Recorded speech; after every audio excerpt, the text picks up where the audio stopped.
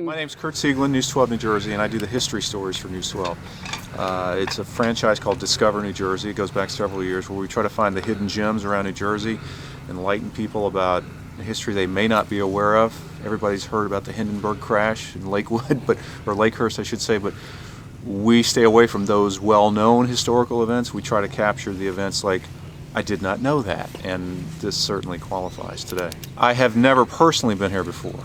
I've been to Highlands, and I've been to Sandy Hook, but I've never been, what do they call it, Mount Mitchell? Yes. Beautiful.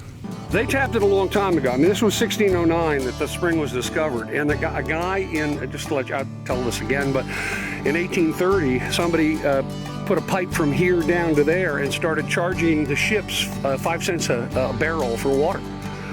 So this was the first bottled water probably in North America.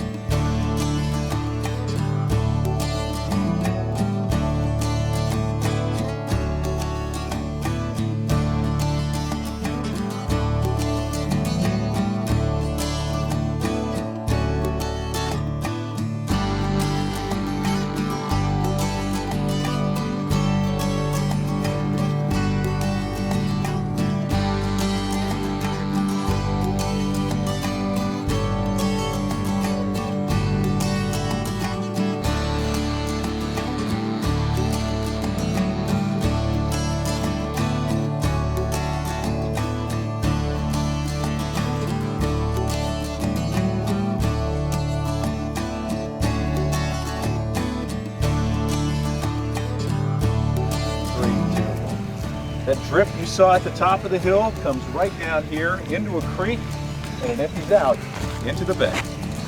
That drip you saw at the top of the hill comes right on down in a creek across the Henry Hudson Trail, and then it empties out into the bay. That drip you saw at the top of the hill comes right down here into a creek, and it empties out into the bay.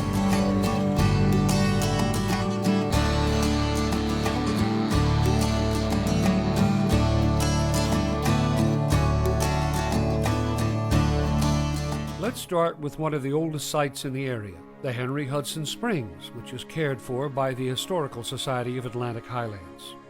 The spring is located in the hills right next to some of the homes which overlook Raritan Bay.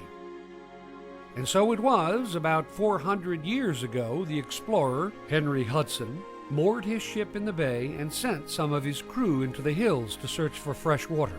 They found a spring right here, and today it still flows.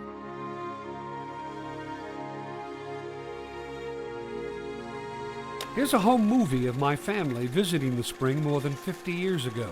There's my dad.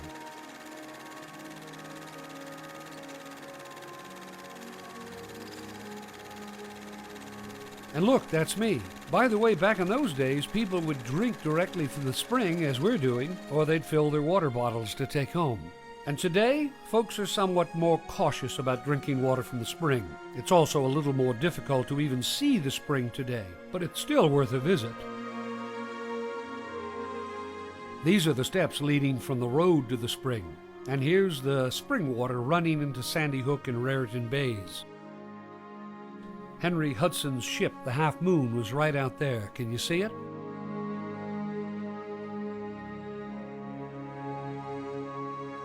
The water from the spring passes directly under the Henry Hudson Trail, which used to carry passenger trains along the shoreline. Today, it's a walking and biking path. It's an incredibly scenic path running from the borough of Highlands to Atlantic Highlands and beyond. In fact, it goes through all of the towns at the Jersey Bay shore. Here are some photographs I recently took of the Henry Hudson Trail.